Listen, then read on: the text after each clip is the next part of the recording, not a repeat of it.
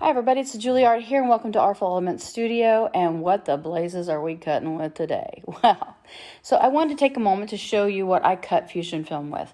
Now normally we would use a utility knife, craft knife, a scalpel, scissors, and that's the normal way to do it, and it works great to cut the different shapes that we need for our projects.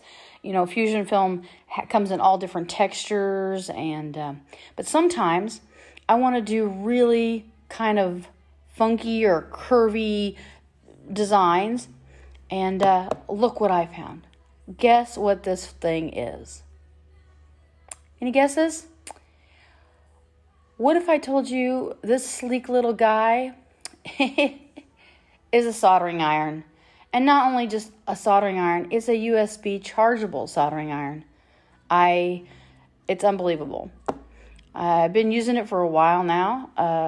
It was one of the products I get to test, and I thought one day, because I solder a lot and use wood burners, and I just hate the cords, and I don't like open flame, so I'm like, I'm going to try to cut my fusion film with it. And it comes with all different kinds of tips. And there's different ones, and it's really affordable. It's like under $20 or maybe $20. But anyway, the tips just screw on and off. It gets a full charge, and with the different ones do different things. But this one, you push the button 5 times, it turns it on, and then you have to hold the button down to actually get it to heat. And But yeah, so I'm about to show you how I cut some really neat patterns with it. So like I said, you want to hold the button down for a little bit to get it to warm after you've turned it on. And, just be safe. It is a heated tool, just like a soldering iron would be, or a wood burner. So if you've never done these things before, do practice, and don't use it around the kids or your fur babies until you're sure, right, that you can do this. But look at that. Like butter. I do know that if I don't have it fully charged and I don't haven't let it heat up, that I have to go back sometimes. Now here I am using it with the fusion film with the 3M adhesive on the back, the double stick. This is great for our tumbler people. And so just watch that. Look, I'm able to peel that, and now I can, if I could do like a mountain range or hills, just whatever, it will really add to my scenery. And then I can just match it up or give space in between so that it could show whatever my tumbler color is, or, maybe you're layering it for some knives. You're going to do some knife inlay, pin inlay. Yeah, it's amazing to do that. I love it, and it doesn't do anything to the paper backing. So here I love my bezels, and I have specific size molds, and so my die cutters and stuff don't always match. No problem for me here. I just put the bezel that I had cast and used as my templates. And now I'm just going around it, and I'm going to be able to cut out this heart. And that's how I cut my hearts for these new bracelets that I've been doing, is just use the iron to do it. And there we go. And now that'll fit perfect in the silicone mold that I bought. So I know a lot of you have these freeform ones or like the geode shaped ones. Once you do your pattern cast, you can lay it down and then just follow it with the soldering iron. Yeah. I love this. So, bubbly. I love bubbly, but sometimes I look at those little bubbles and I'm like, oh, I just want to take one piece of that bubble and use it in a pendant. Well, I would fussy cut around it with some scissors, and there's nothing wrong with that. I can do it. I've been doing it for a while.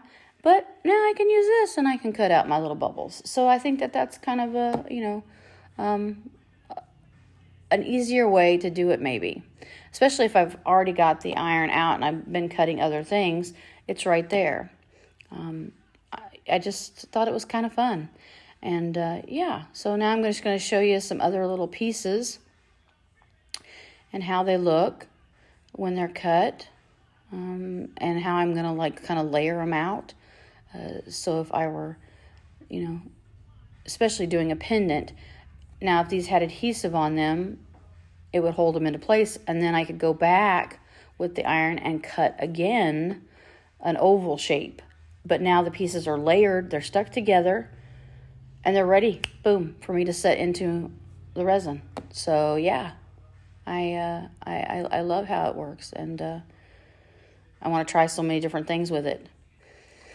But you can see how you can get these really intricate waves.